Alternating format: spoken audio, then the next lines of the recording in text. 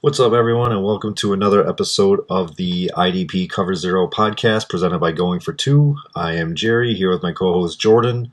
Jordan, what's going on? NBA is back in full swing. I know that's not what we're talking about, but I know you're excited the NBA is back. What's going on today?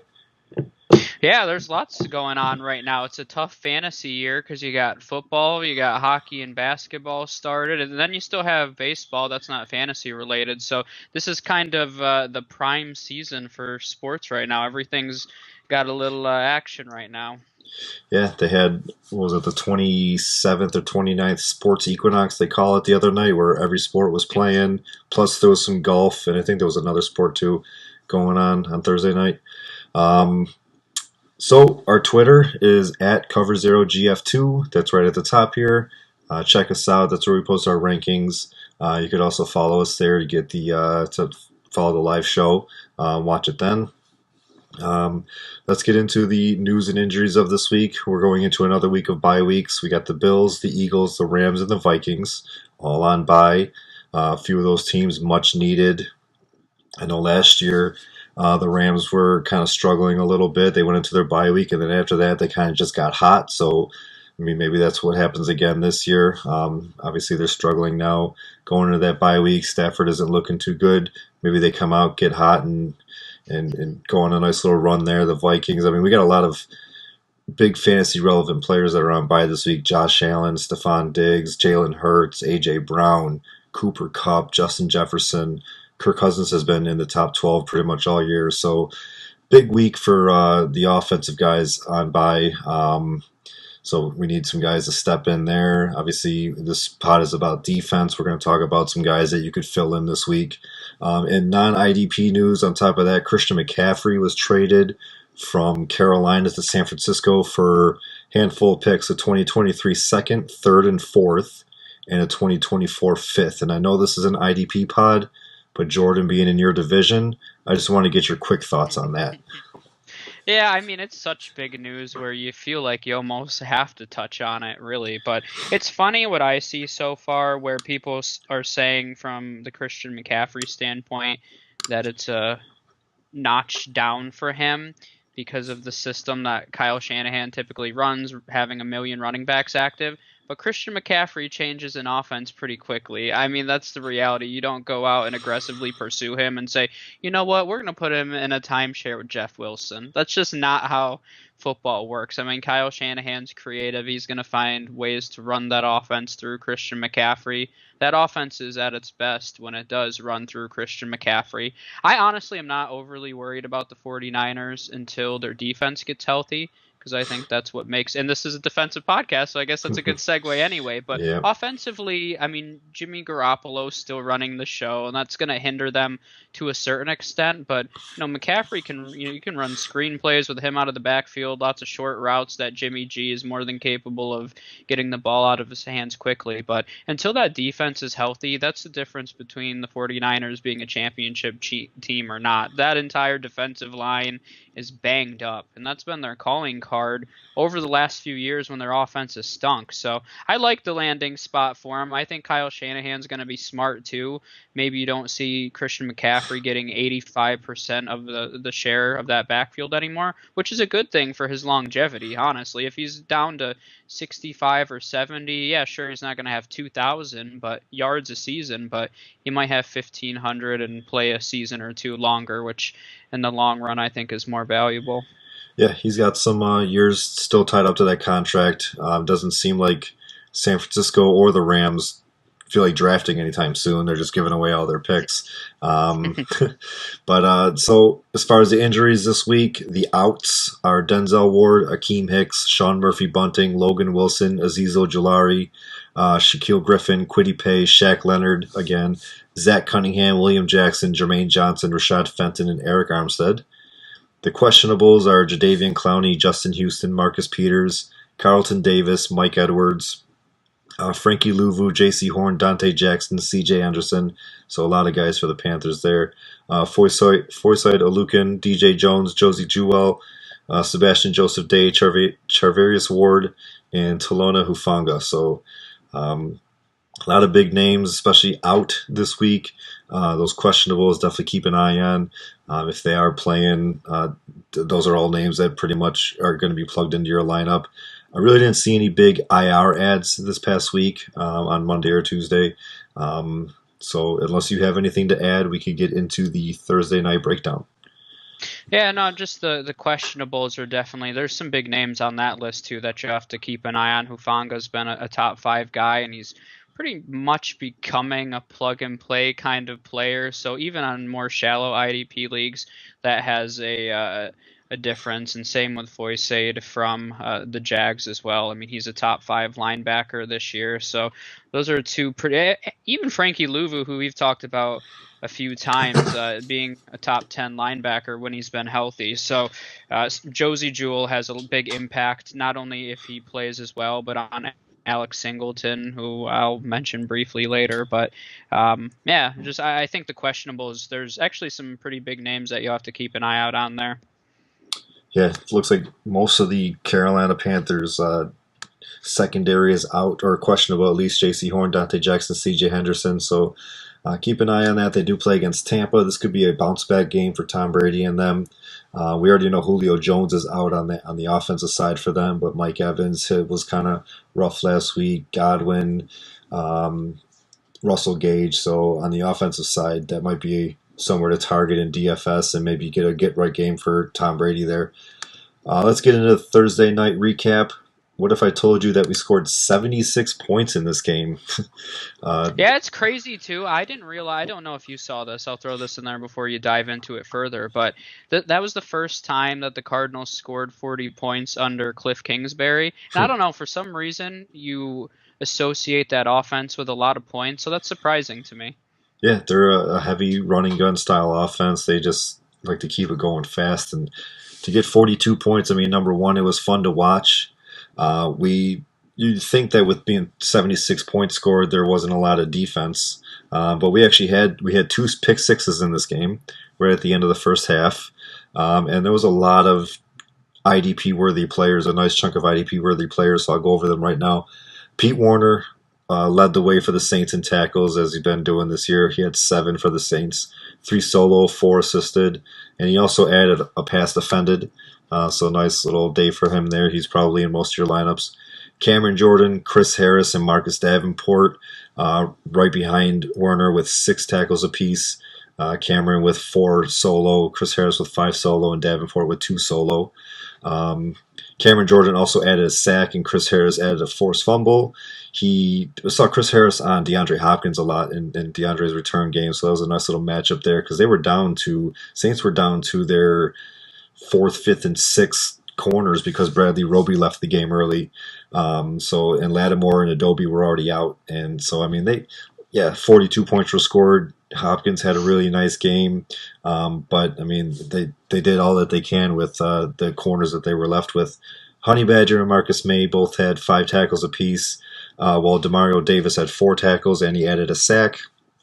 Dalton wasn't sacked at all, but he was picked off 3 times. We already mentioned that he had 2 pick sixes. Marco Wilson and Ryan. Well, why did I write that wrong? Marco Wilson and Isaiah Simmons returned pick sixes on back-to-back series right before the half ended. Antonio Hamilton added a 3rd interception, which is actually the first interception. That was right in the end zone. I think they were at the 8-yard line, so that stopped the Saints from getting any points there. Zaven Collins led the way for the Cardinals with 9 tackles. He had 6 solo, 3 assisted. On top of the interception, Hamilton also had 6 solo tackles and 2 passes defended. Buda Baker, Isaiah Simmons, and Jalen Thompson all had 5 tackles apiece. Oh, and Byron Murphy, too. He had 5 solo tackles. Baker and Simmons each had a pass defended, while Thompson had 2. J.J. Watt, not really much to say about him. He's continued to stay healthy. I think he's played in most all games this year. He's not really showing up on the stat sheet. He's kind of just there as a body. He had 2 total tackles. With so many dual eligible players, he's basically just a guy that he's fun to watch every week that he plays, but he's really not going to be in your IDP lineups. That's all I got for the IDPs. Anything for you to add? No, I mean, Zaven Collins has been a nice story over the last 2 weeks now, having 17 total tackles. People had high expectations for him coming out of college, and he hasn't quite lived up to them. So he's a fun one to see if he keeps developing. The other one, he didn't. It felt like the kind of game where there was a lot of players who had solid games and right around their projections. I had several guys in this game. I'm like, okay, I mean, you didn't really hurt me. I guess that's okay. Unless you were lucky enough to play Isaiah Simmons, you probably didn't play Marco Wilson. But I benched Isaiah Simmons in one league, which is really bothering me. But yeah, it was like you said, it was surprising because typically in a game like that, you don't see many high performing IDP players, but overall a good game. Yeah, not a bad game at all. Nice, fun, exciting. Got some points up on the board, and I mean they were competing with all those other sports, so they had to put an entertaining product on the field on Thursday. All right, let's get into your favorite, the waiver wire frenzy. Yeah, so I'll give a few of each position here, starting off with the defensive line. One guy who you sniped from me in our Dynasty League, Derek Brown. He's been playing really well for the Panthers. I loved him coming out of college, and he's been solid over his first few years, but I feel like he's really coming into his own the last few weeks. He has had some pretty favorable matchups, so we'll have to see if he's more consistent. But in the scoring format that we play in, he's had 18 or more points in 3 of the last 4 games, which is fantastic for a defensive lineman. In a few of the leagues I play in, I'm really struggling with finding consistency from my defensive linemen. So that's something that I think, especially we're in bye week season. He has some more favorable matchups coming up, so I think Derek Brown's a good one. A guy that was another defensive lineman who was actually one of my twos last week was Samson Ekubam from the 49ers. That defensive line is still a little banged up. They have a few favorable matchups coming up. His snap share is almost up to 80%, which is really good for a defensive lineman. A lot of teams rotate those guys in and out. So whenever you see a guy up around 70 to 80%, you know that's somebody they're really relying on. He's had a half a sack and quite a few tackles for loss over the last few weeks. So I like him quite a bit.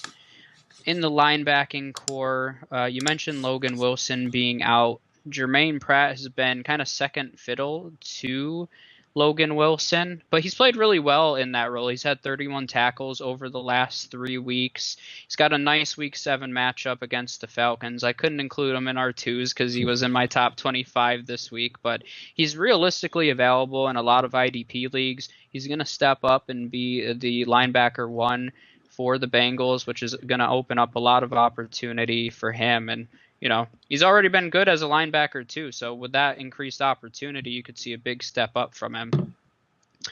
2 other linebackers, Quincy Williams just came back from injury for the Jets. I saw a lot of people drop him. He missed the last 2 weeks, but had 14 tackles in his return. This is a guy, for some reason, that is still very much forgotten on a lot of IDP leagues, even after his big 2021 season. I was kind of surprised coming off that injury. I thought Quan Alexander would still have a little more of a role, but Quincy Williams stepped in and took all of his snaps back unapologetically. So if he's still hanging out there, he's definitely a good one to go grab.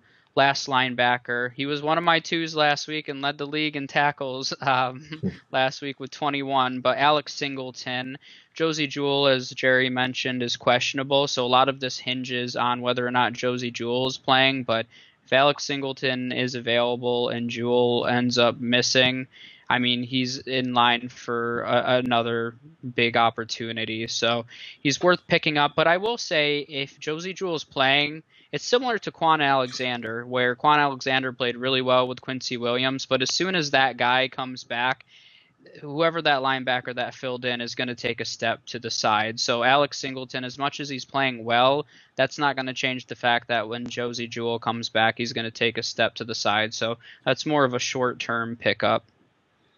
Then last 2, my defensive backs. The first one is John Johnson, the most creative name in football. He's been kind of the model for consistency for D backs, and he's available in quite a few IDP formats. Not the deeper ones, but more of those shallow that where you play, you know, maybe 2 to 6 of them per week. I thought it was interesting looking through his numbers. He hasn't scored less than 18 and a half points, and he's actually had 5 tackles in every single game this season. And I know for me, especially during bye weeks, it's important to sometimes just have a guy you can rely on. You're not necessarily looking for that big boom or bust game. So if you can pick up a guy who you know is going to pick you up a solid number of points, I think John Johnson fits that bill perfectly. Depending on the scoring of your league, he's around DB 20 or so on the season, so he's a perfect fill-in. And then the last one was another one of my twos that actually performed well, which doesn't usually happen every week. But Ryan Neal of the Seahawks played really well last week. He has back-to-back 7 tackle performances, was on the field for 100% of the snaps in back-to-back weeks.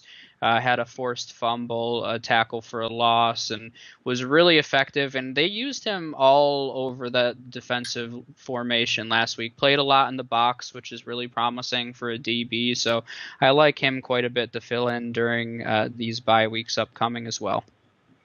All right. And one thing that we didn't mention last week with the bye week starting is keeping an eye out for those players that are on bye and seeing if you could stash them. Sunday mornings, we get the outs. If you could stash those outs in IR and then open up a couple spots on your roster to see if there's a Bill or an Eagle or a Ram that's out this week that somebody had to drop to put somebody into their starting roster. I mean, you're not looking at like Aaron Donalds and Von Miller's being out there, but just look and see, look at the upcoming schedules and see if there's a guy that you can stash and you have them ahead of time. You don't have to waste that fab going into next week or be fighting with everybody going into next week because everybody else is looking at them. All right, before we move on to the twos, got to pay some bills here with No House Advantage. I know you've been using them. But No House Advantage is it's an app that is changing the game. You can play in pick'em style contests. You can play in versus the house contests. The pick'em style, you could pick up to basically it's up to 7 or 8 props that you could pick, and they're points based. So you pick a prop, and then you pick if they're going to go over and under, and then if they hit, then you win. I mean, you're competing against other people, so whoever has the most points in that specific contest is going to win. Versus the house, it's similar to other platforms where you pick 5 different props that you like, and the more that you get right, the more that you multiply your money. So that's another cool way. You could go download the app or go to the website. It's going for 2, or GF2 is the promo code. It's right at the bottom, sorry. GF2 is the promo code. They got all different sports, NFL, NBA, MLB, NHL just started up, or NBA just started up, PGA, MMA, NASCAR. I know we got a big MMA fight this weekend. But yeah, that's No House Advantage. You can go to nohouseadvantage.com or download the app. Get the first deposit match up to $25 by using the code GF2. You had any luck with No House Advantage this past week? Yeah, let's see. I think last week was the 3rd week that I've used it. I think I've won. I've been up at least $5. I've been betting around $50 a week on it. I've been up at least $5 the first 3 weeks. So, the thing that I feel like they need to promote a little more is that it really, I think it simplifies betting. As much as you and I are more into, creating more complicated bets sometimes, if you're more casual into it, the interface is really easy. I mean, you can legitimately hit over under, and then it says, Kyler Murray over under 240 yards. I mean, you just hit over under. I mean, it's very simple and easy to use. Which side of it do you like more, the versus the house or the other contest? I typically just do over-under parlays, so you have to do a minimum of 2 and put them together. And I mean, I talked about that a lot on our betting podcast, but I'm more so for doing a lot of smaller parlays. Yeah. So I do 2 legs, and typically I'll do so if I thought DeAndre Hopkins was going to have a good night last night, I'd take Kyler Murray over and DeAndre Hopkins over and kind of stack ones like that. Okay. That's typically the approach that I take. Yeah, it's you could go as small as 2 up to, on the versus the house, I think it's up to 5. Yeah. Again, use the GF2 promo code and get the deposit match. All right, we're going to get into our weekly twos here. This is a nice little segment that we do. We give you, today it's going to be 12 different players, six aside, two defensive linemen each, two linebackers each, and two defensive backs each. And just guys that are either hovering around the top 25 at the bottom of the top 25 or just outside the top 25 that we like in their matchups. Some of them may be available on your waivers or free agency right now. Others might be rostered and you're kind of on the fence about, do I want to start this guy? Kind of going back and forth with him. Oh, okay, these guys like him, I'm going to start him. So I'll start us off with my first defensive lineman. It's Jaron Reed, edge rusher for the Packers. He's going up against the Commanders. Exit Carson Wentz, enter Taylor Heineke, but the results are going to be the same. Green Bay in their last match. Now, Jaron Reed wasn't with the team, but in their last match last year, Green Bay sacked Heineke 4 times. And the offensive line for Washington has really not improved. They haven't gotten better. It's going to be another long day for Heineke. Jaron Reed has been on the field for 69 nice percent of the times, or 69% of the defensive snaps, another 17% on special teams. He's slated to get the start this week, and honestly, I wouldn't be surprised if he gets 1.5 to 2 sacks against this line. Heineke, he's really similar to Wentz. They move the same, they throw the same. There's really not a big drop off between the two quarterbacks. There's really not a big increase between the two quarterbacks. You're getting the same guy just with a different last name, and he's going to be hit. He's going to be sacked. He's going to be pressured into some mistakes. He might have a little bit more chemistry with Terry McLaurin. So on the offensive side, if you have McLaurin, maybe you feel a little bit better about him. But Heineke, he's going to have some pressure in his face, and I think Jaron Reed's going to be part of the problem. Yeah, and that offensive line isn't great. Jair Alexander is probably going to lock down Terry McLaurin because you are right. Taylor Heineke tended to really focus in on Terry McLaurin last year. So if he is being shut down, he's going to hold on to the ball longer, which is just going to open up more opportunities for that defensive line. So I like that one. My first one, this is not a made-up name, Grover Stewart. It sounds like I could have just been putting two names together, but Grover Stewart is a defensive tackle for the Colts, and he's actually been playing really well this year, so it's a shout-out / it's a nice matchup for him.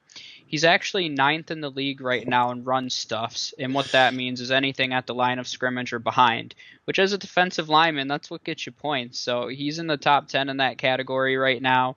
The Titans allow the 3rd highest sack percentage in the league right now. We're getting to the point in the year with some of these divisional matchups too, where we're going to see some repeat performances, and we kind of look back to the first game to see what happened and maybe see a trend. But Stewart also had a sack in the first contest between the Colts and the Titans. So he's had a nice season. He has a nice floor, a nice matchup. He is definitely available in league. So I like the matchup this week for Grover Stewart. Sounds made up. It is not. That's your Madden created player that you're. Or is it? Everybody who's listening should Google it just to make sure that I didn't make it up. just having people look for a guy that doesn't exist. My next defensive lineman, I'm gonna try to say his name once, and I'm just gonna initial it the rest of the way. Edge rusher for the Bucks, Joe Tyron Shoyinka. I've heard his name a few times during games, and I can never get it out. But the Bucks against the Panthers, so we're going to call him JTS because I don't. Do you know how to pronounce it? No, you were pretty close. All right, JTS. He's not exactly lighting up the stat sheet this year, but Week 7 brings him a juicy matchup. He could. He has a really good chance to just get on the board with some sacks and some tackles. Carolina, we already talked about. They lost their most explosive player in a trade. They're also down to their 3rd, 4th quarterback on the roster, PJ Walker. He got hurt last week, so it was even a question going into Monday, Tuesday if it was even going to be him this week or if they were going to have to go elsewhere. But it looks like he is going to be starting this week. We already know that the offensive line isn't that great. DJ Moore is really the only threat on offense, so kind of like the Heineke situation. If Moore's locked up, PJ Walker is probably going to be he's going to be holding onto the ball a little bit longer. The defensive line is much better for Tampa than the Packers' defensive line is, and the front seven is much better for the Bucks, and just everybody's going to be able to get to PJ. There, it's it's going to be a lot of sacks to go around. It's going to be a lot of mistakes to go around. Really, I mean, and especially with McCaffrey gone, he really like there's not even that outlet now anymore that PJ could just dump it down to. They're looking at Donta Foreman and Chuba Hubbard out of the backfield now. DJ Moore, like I said, is the only threat on the outside because they lost Robbie Anderson as well. That was a last week trade that they did. So it's just not good news there for the Panthers. The whole line is going to be coming at them, just forcing turnovers, forcing interceptions, and I could see JTS getting the PJ for a couple sacks as well. And I hope for your sake he has a huge season and breaks out just so you can say you coined JTS. But he actually was a first-round pick for the Bucks, and they were really excited about him coming out, and he hasn't really necessarily found the perfect role yet within their system, but I'm noticing a trend for you. You like picking defensive linemen against backup quarterbacks, which is definitely Gotta do it. against terrible offenses too. Yeah, I mean it's a good move. My next one is Giants rookie Kayvon Thibodeau against the Jaguars this week. The Jaguars' offensive line has been a little inconsistent. Thibodeau had kind of his first nice game of his rookie season last week. One thing I'll throw in there as well. So actually, initially, I was looking at Dexter Lawrence, who is actually, you could probably throw him in the waiver conversation as well. He's not overly owned in a lot of leagues, but he's been really good along that Giants defensive line. But a lot of sites, including us this week, have him ranked kind of within the top 20 of defensive linemen, which was kind of interesting. So I had to pivot a little bit, but I still think this is a nice matchup for the Giants defensive line against this young Jags offensive or defensive line against a young Jags offensive line. So one thing that I thought was interesting as well is Thibodeau made a comment this week about being upset that he wasn't the number one overall pick to the Jags, and he wanted to make them regret that. I mean, I'm all in. I like that. So it's not a revenge game per se, but it's a prove it game for him because I think he wants to show them what they missed out on. So I like the matchup. I like that he has a little bit of motivation behind it. So Kayvon Thibodeau is my second one. And I wonder if you're going to have the Giants come up at any other point in this show too. Doubt it. My first linebacker is going to be Patrick Queen, linebacker for the Ravens. They go up against the Browns. It's a classic AFC North smash mouth mashup. The Browns are one of the best running teams in the league, obviously with Nick Chubb.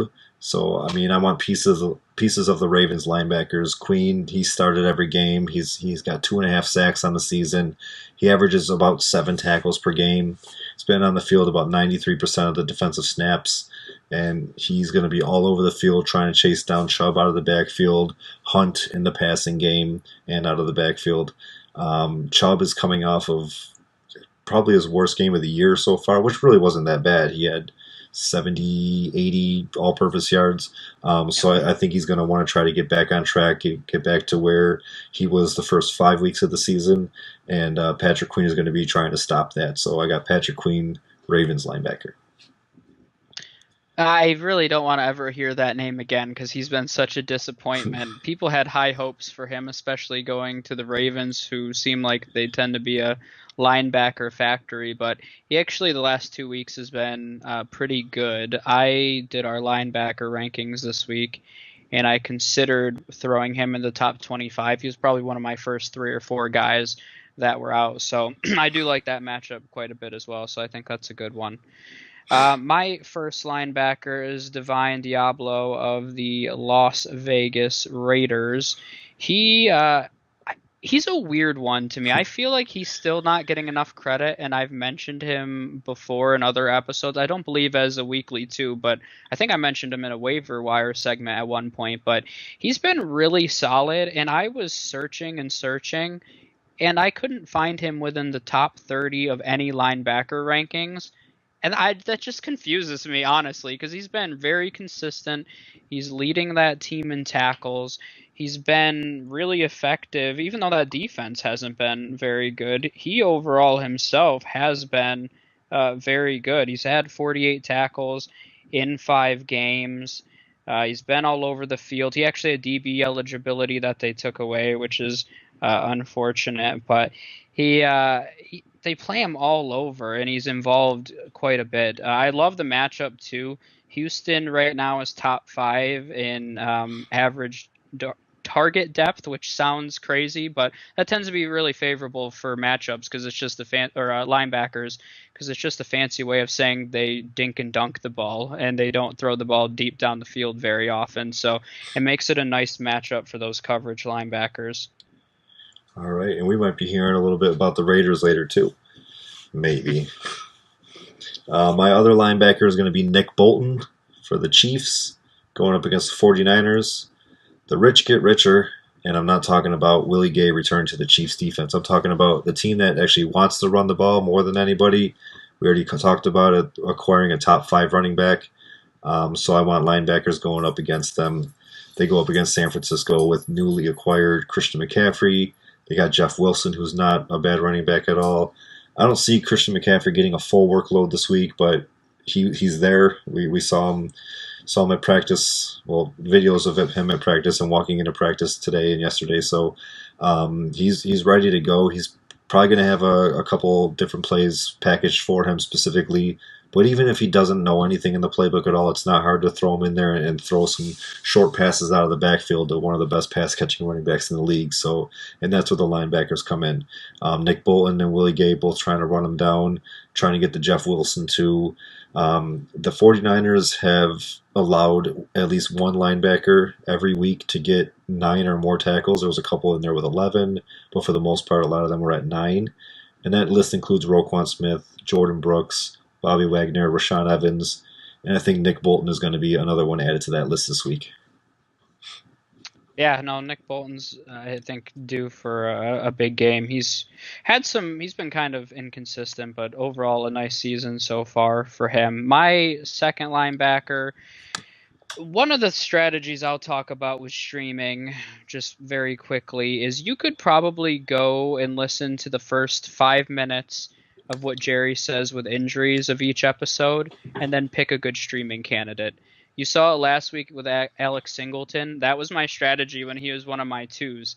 Their number 1 linebacker went down. He slid in to be that number 1 guy, and he had a huge week. And a lot of times, if you're paying that close attention, and if we're being honest about it, most people probably aren't paying that close attention to the defensive outs.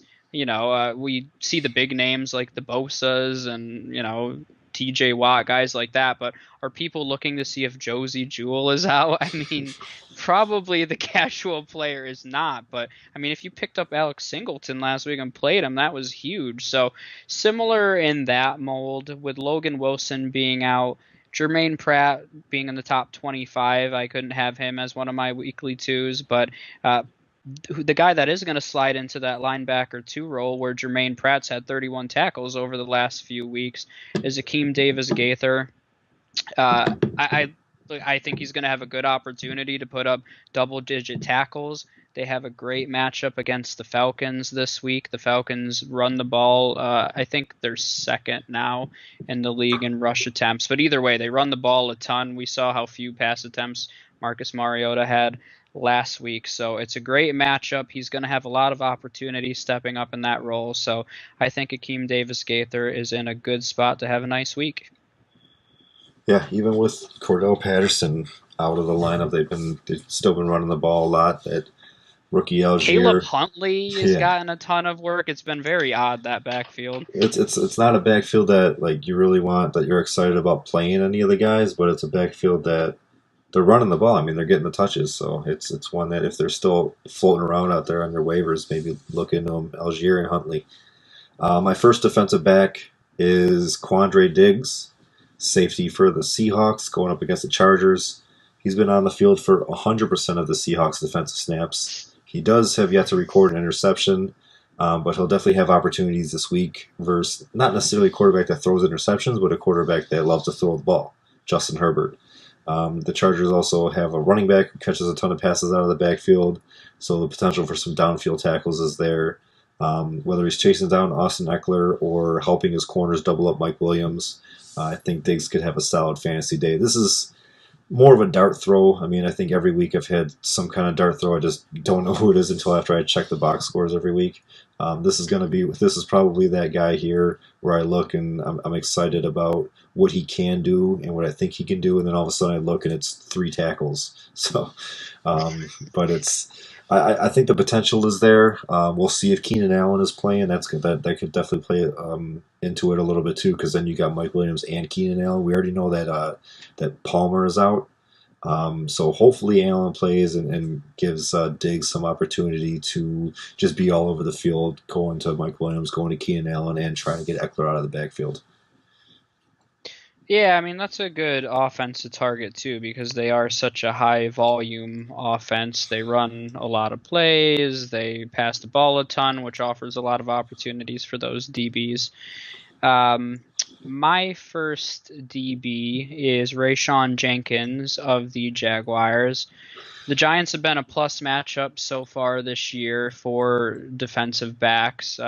They've allowed the 5th most points to defensive backs, even though they're not turning over the ball quite as much. Rayshawn Jenkins has been kind of under the radar as well, having 31 tackles in the last 4 games. It's hard to target and find those guys that are consistently putting up numbers that are still on the waiver wire, but he's been consistent. He's got a plus matchup. When you bring those two elements together, that tends to be something that I like in a match or in a player that week. So my first DB is Rayshawn Jenkins of the Jaguars. All right, and then my final DB, my second DB is going to be Jaron Curse. Did I say that right? You did. Yeah. Jaron Curse, safety for the Cowboys. He's going up against the Lions.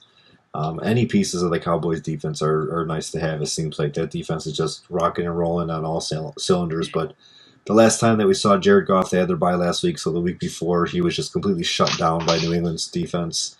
Had a little bit over 200 yards, but he threw a couple picks. They just were just able to get to him. Dallas defense is even better than the New England Patriots defense. And if Dak Prescott is back for the Cowboys, hopefully the offense can move the ball for the Cowboys. That means that Goff would need to throw the ball even more. Try to throw the ball even more against Dallas's defense. Trayvon Diggs is probably going to see a lot of Amon-Ra St. Brown. He probably won't need a lot of help, Diggs. But if he does need help, Kearse is going to be back there trying to maybe shade some coverage over there. Kearse has started 3 games this year, including the last 2 against the Eagles and the Rams. And I think that Kearse is just going to be all over the field and maybe get an interception on Jared Goff. Yeah, I think the part that you mentioned where most likely the Lions are going to be playing from behind is a good point, because that's going to offer a lot of yeah. It's interesting. I feel like there's going to be a lot of garbage points for the Lions offense in this one. And I've had to stream Jared Goff in a few Superflex leagues, so maybe I'm just saying that to be optimistic because I hate this matchup for him. But yeah, I like that one. I might have a 2 for special. I haven't done this in a few weeks, but the first guy that I'll mention is more of he'll be my official one, because I do like to track how I do. I was very excited. Hassan and I were going back and forth about our weekly 2s. We both did really, really well last week and hit on a good chunk of them and hit pretty big, which, that's kind of the goal, is to try to hit on as many as possible. So I'll have an official one. That's Rodney Thomas of the Colts. He actually played 100% of the snaps for them last week. And I think that the Titans run the ball a lot. He'll be in the and he's specifically been playing in the box, so there was a lot of optimism. He actually was one of my first weekly 2s. Nick Cross was playing safety for them quite a bit, young rookie for them. They were excited about him, but he has been playing terribly. So off to the bench he goes. Rodney Thomas has looked good thus far. Has an opportunity against Ryan Tannehill, who hasn't been the greatest, against an offense who has been running the ball, or always runs the ball quite a bit. So I like him. I guess my deep sleeper for the week. Maybe I just wanted to try to say his name, but he's a DB for the 49ers. His name is Diamador Lenore.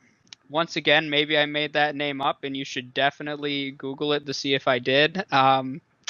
He's a DB for the 49ers. So he's been, and I've mentioned this a few times. So he is their slot corner right now, and he hasn't been the greatest. He's been okay, but he's been targeted on 23% of the targets when he's been on the field. And against the Chiefs offense that passes the ball a ton, they're probably going to try to pick on him a little bit. So this is an opportunity where I wouldn't be surprised if he gets 6 or 7 plus tackles just because they're targeting him all day long. So Diamador Lenore, look it up. It's a real person. But that's more of a deep league one. If you play in a league where you have to play a guy that only has cornerback eligibility, there's definitely some benefits to that as well. But I'll throw that in as my first bonus that I've had in a while. The extra. That's the Hassan right there because he doesn't have Yeah. his 6 here. That's a nice defense to target. We mentioned targeting just a lot of pass-heavy quarterbacks, and you know that Mahomes is a pass-heavy quarterback, and he doesn't lose many back-to-back games. Obviously, they lost last week, so I think he's going to come out on fire this week.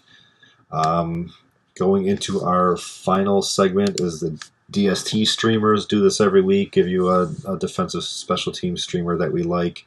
Obviously, the word streamer, it's a team that's probably on waivers or that you could just pick up last minute on Sunday morning.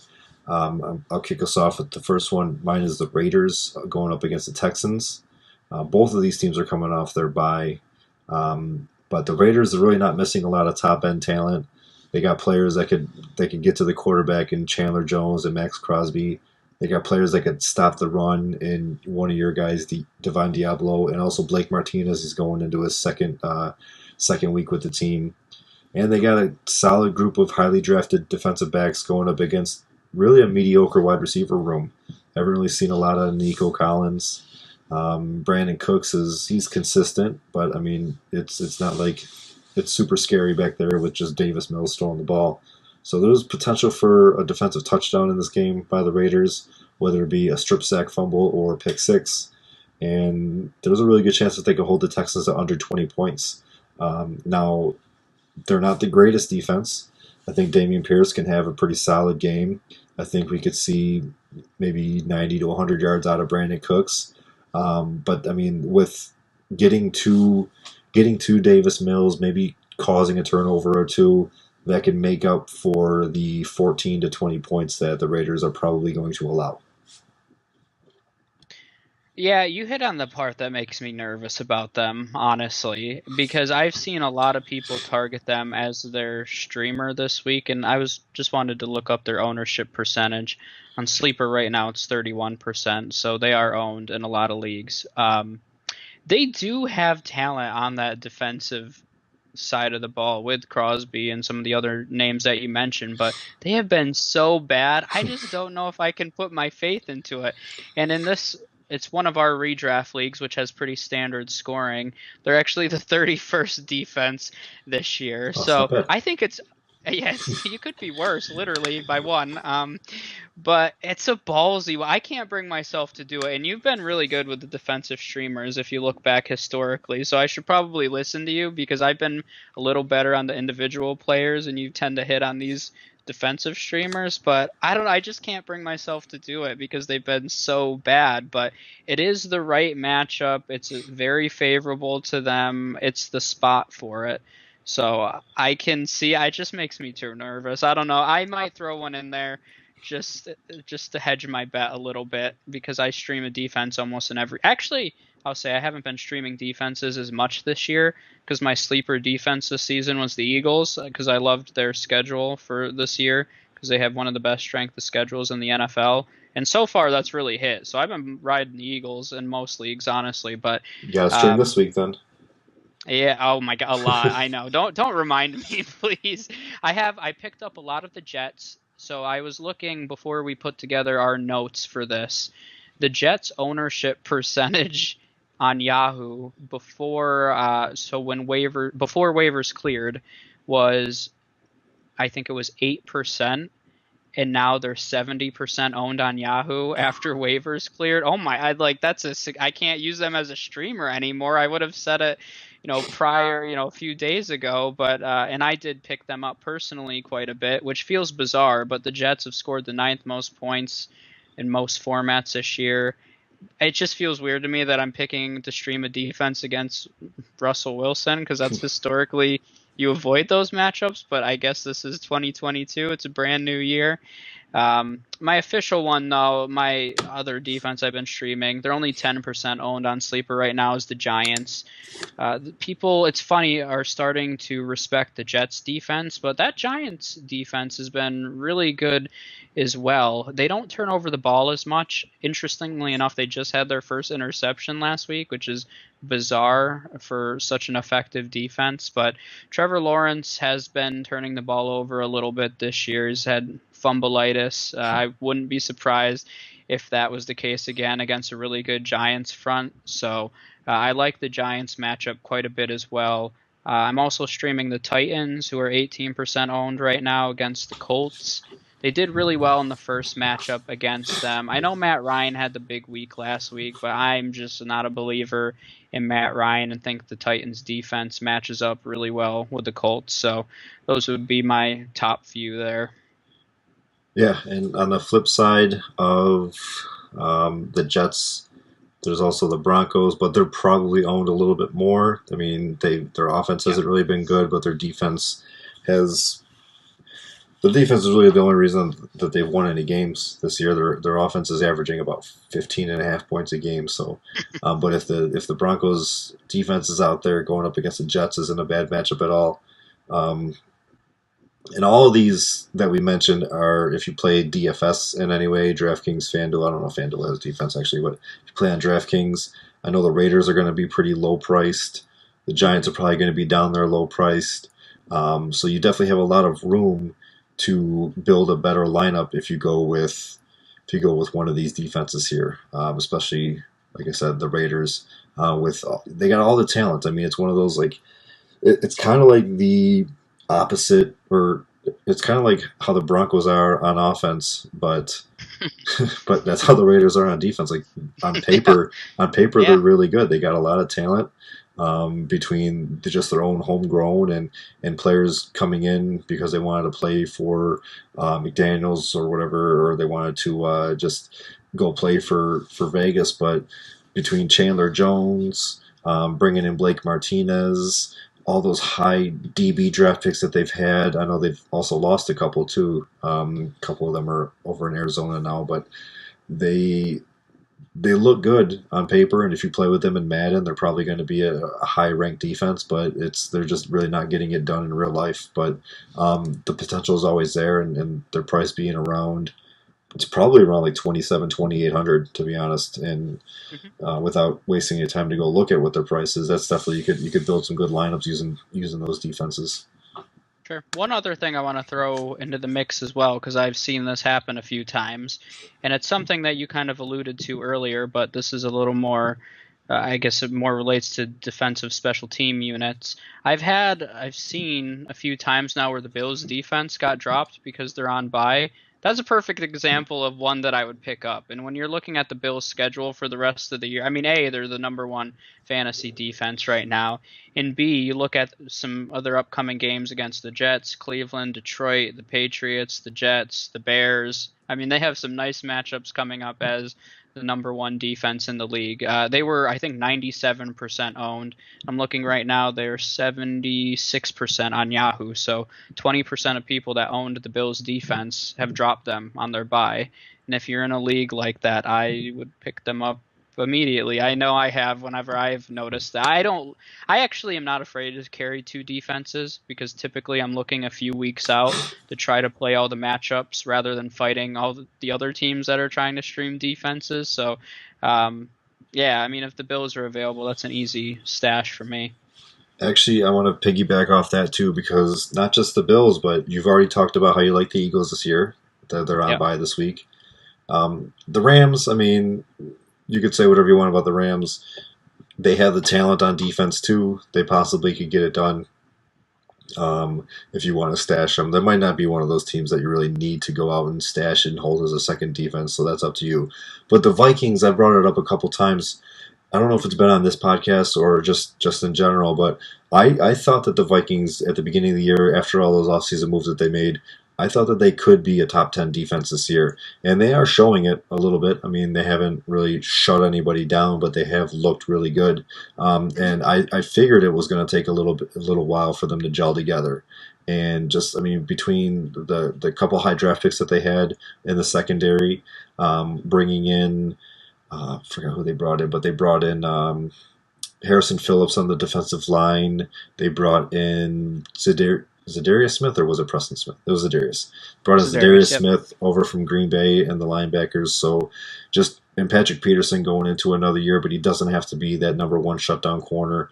That's it. Just as the year goes on, you're going to see this defense be better. They're on bye right now. If you could go out and stash them, go out and stash them because I think that you're gonna get a lot more positive than negative out of the Vikings.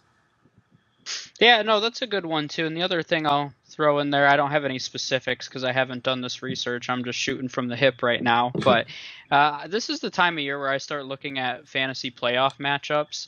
And if you have a deep enough bench, I don't think it's crazy to stash a defense that has favorable matchups. You can call me crazy, and I know people look at Crazy. why are you carrying multiple defenses, but when it comes to trading, looking at the waiver wire, we're getting to that time of year where over the next 2 or 3 weeks, you have to start looking at your strategy throughout the fantasy playoffs. So I'll throw that in the mix too. If you see one of these defenses that gets dropped, or you see somebody that's performing well that has a good fantasy schedule, don't be afraid to stash them because I can assure you most people aren't looking that far ahead. All right, so let's end it on that note. Then that's definitely a good note to end it on.